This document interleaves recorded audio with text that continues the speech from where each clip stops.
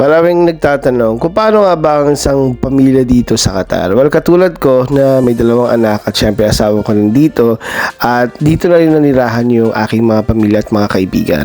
At maraming nagsasabi dito na mahirap ba dito or sabihin natin paano dahil wala bang tax kaya kayo nagstay rito.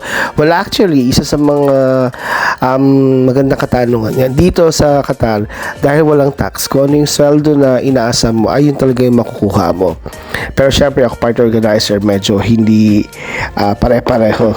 Pero thank God ay umuusbong talaga at patuloy na namumuhay hanggat maaari. Push lang ba?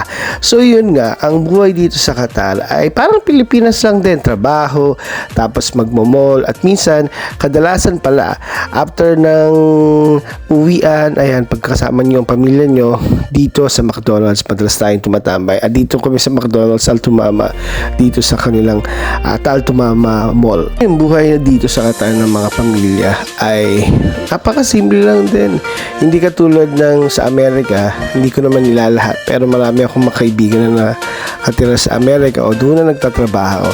Sabi nila napakahirap daw ng buhay doon dahil sabi nila dahil malaki yung kita kada oras, naku, kaayod ng kahayod at talaga namang puspusan ang labanan pagdating sa trabaho.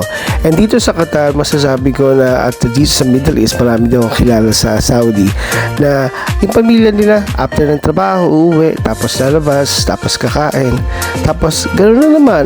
Pero ang mahaganda doon ay merong pa ring oras para sa pamilya o merong oras pa rin para maglakwatsa o magastos kung ano yung mga pinagtrabahuan nyo. I hope may natutunan kayo. Kaya lang kasimple ang buhay dito sa Qatar.